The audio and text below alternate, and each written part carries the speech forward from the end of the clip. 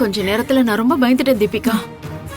கையலுக்கு அவ சாகுற வரைக்கும் எழில் எங்க இருக்கான் என்ன பண்றாங்கிற விஷயமே தெரியக்கூடாதுன்னு நினைக்கிறேன்.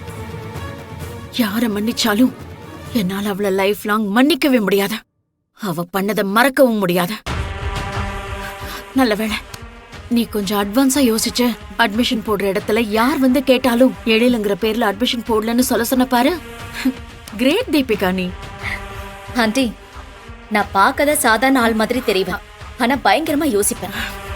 ஒரு விஷயம் இப்ப இப்படி நடக்குதுன்னா அதுக்கப்புறம் நமக்கு எப்படி அது பிரச்சனையா வருங்கிறத முன்கூட்டியே யோசிச்சு நான் ஒரு விஷயத்தையும் பண்ணுவேன்.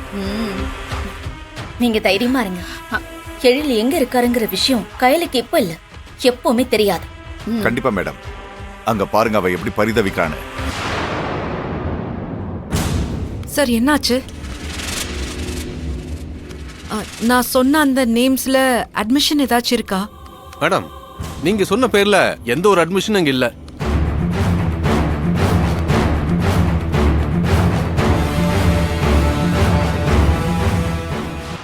ஆனா சிவசங்கரின்ற பேர்ல ஒரு அட்மிஷன் இருக்கு.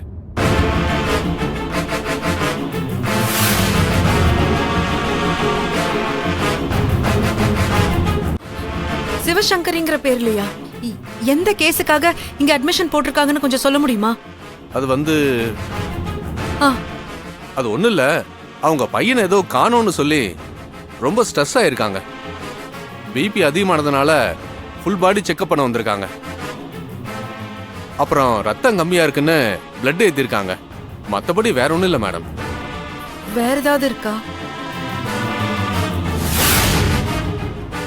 மேடம் கொஞ்சம் வழி விடுங்க. அட்மிஷன் போற அட்டெண்டர்லாம் பின்னாடி வெயிட் பண்ணிட்டு இருக்காங்க. கொஞ்சம் தள்ளி நில்லுங்க மேடம். சாரி.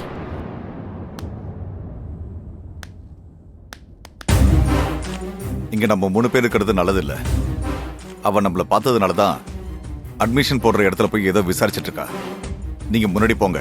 ஆமா கௌதம், நீங்க சொல்றது சரிதான். அவ கண்ணுல நாம திரும்ப மாட்டிக்க வேண்டாம். வாங்க போங்க மேடம்.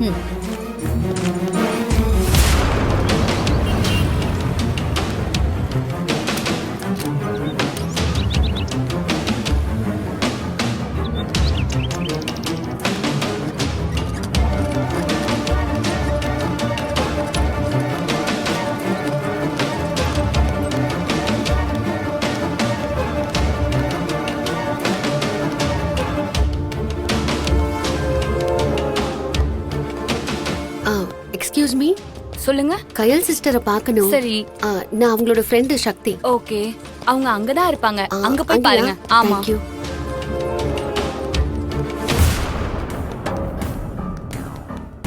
கௌதம், அந்த கையல் இந்த ஹாஸ்பிட்டல்ல தான் வேலை பாக்குறான்னு தெரிஞ்சதுக்கு அப்புறம் என் பையன் இங்க இருக்கிறது சரியா வரும்னு எனக்கு தோணல.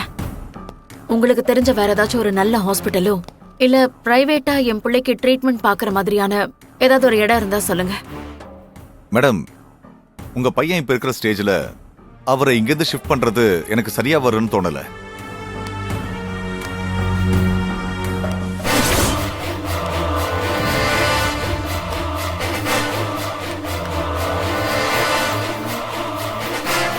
மேடம், நான் சொன்னல கையிலோட ஃப்ரெண்டு சக்தி, அவதான்.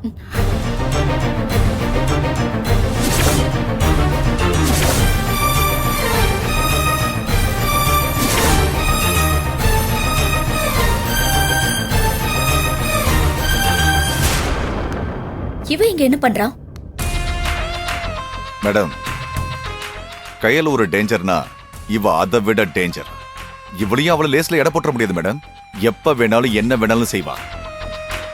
என்னையே மறக்கிறதுக்காக கேமராவெல்லாம் செட் பண்ணிட்டு வந்தவ தானே அவ. இப்ப எதுக்கு கையில பார்க்க இங்க வந்திருக்கான்னு தான் தெரியல. அததான் கௌதம் நானும் சொல்லிட்டு இருக்கேன். ஒரு பக்கம் கையில் இந்த ஹாஸ்பிட்டல்ல வேலை செய்யறா, இன்னொரு பக்கம் அவளுக்கு ஹெல்ப் பண்றேன்னு இவ வேற அவ பின்னாடியே சுத்திட்டு இருக்கா. எனக்கு இதெல்லாம் பார்க்கும்போது எங்க எழில கையில் கண்டுபிடிச்சிருவாளோன்னு பயமா இருக்கு.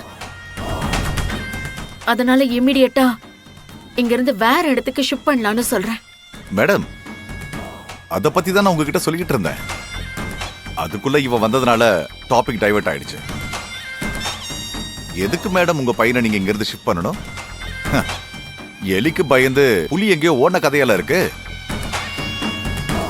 எழில இங்கிருந்து ஷிஃப்ட் பண்றதை விட அந்த கையில இந்த ஹாஸ்பிட்டல்ல வேலையை விட்டு தூக்குறதுக்கான ஒரு வேலையை நான் பண்றேன்.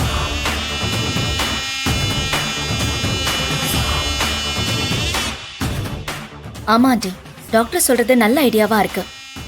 எழில் இப்ப நார்மலாவா இருக்காரு, அவரை இங்க அங்கேன்னு தூக்கிட்டு அலையறதுக்கு அந்த கையலுக்கு பயந்துகிட்டு நாம எதுக்கு அவரை இங்க எங்கேயும் தூக்கிட்டு அலையணும்? டாக்டர், நீங்க சொன்ன ஐடியா ஓகே. ஆனா அது அவ்வளவு சீக்கிரத்துல நடந்துருமா? ஏன் நடக்காது? நான் இருக்கும்போது நீங்க எதுக்கு மேடம் கவலைப்படுறீங்க? இன்னும் 1 மணி நேரம், நோ நோ நோ நோ, இன்னும் அரை மணி நேரம் கையால இந்த ஹாஸ்பிட்டல்ல வேலை செய்ய விடாம மொத்தமா தூக்கி விட்டுறேன்.